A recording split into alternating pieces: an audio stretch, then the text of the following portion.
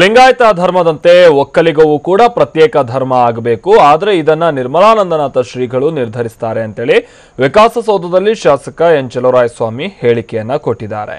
ಒಕ್ಕಲಿಗ ಧರ್ಮವು ಪ್ರತ್ಯೇಕ ಧರ್ಮವಾಗಬೇಕು ಅನ್ನೋದು ನನ್ನ ಅನಿಸಿಕೆಯಾಗಿದೆ. ನನಗಿದು ಈ ರೀತಿಯಾಗಿ ಅನಿಸಿರೋದು ನಿಜ. ಒಕ್ಕಲಿಗ ಸಮುದಾಯದ ವಿಚಾರದ ಬಗ್ಗೆ ಶ್ರೀಗಳೇ ನೋಡಿಕೊಳ್ತಾರೆ.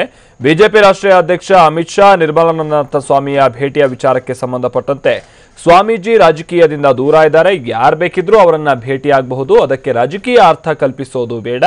ಸ್ವಾಮೀಜಿಗಳ ಆಶೀರ್ವಾದ ತಲುಪುವವರಿಗೆ ತಲುಪುತ್ತೆ ಅಂತ ಹೇಳಿ ಬೆಂಗಳೂರಿನಲ್ಲಿ ಶಾಸಕ ಚಲುವರಾಯಸ್ವಾಮಿ ಹೇಳಿಕೆಯನ್ನ ಕೊಟ್ಟಿದ್ದಾರೆ.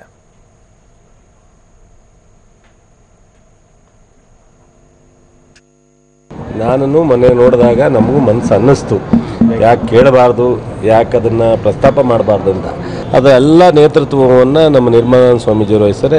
ಈ ನಮ್ಮ ಸಮಾಜದ ಧಾರ್ಮಿಕವಾದಂಥ ಯಾವುದೇ ತೀರ್ಮಾನ ಚರ್ಚೆ ಇದ್ರೂ ಅವರ ಅಧ್ಯಕ್ಷತೆಯಲ್ಲೇ ಮುಂದುವರಿತಾರೆ. ಸ್ವಾಮೀಜಿಯವರು ನಿರ್ಮಲಾನಂದ ಸ್ವಾಮೀಜಿಯವರು ಅವರು ಇಂಟೆಲೆಕ್ಚರರು, ಅವರನ್ನ ಭೇಟಿ ಮಾಡ್ತಕ್ಕಂಥದ್ದನ್ನು ರಾಜಕೀಯವಾಗಿ ಯಾಕೆ ನಾವು ಅದನ್ನು ಪ್ರತಿಬಿಂಬಿಸ್ತಕ್ಕಂಥದ್ದು ಅವಶ್ಯಕತೆ ಇಲ್ಲ ಅಂತ ಅಂದ್ಕೊಂಡಿದ್ದೀನಿ ನಾನು.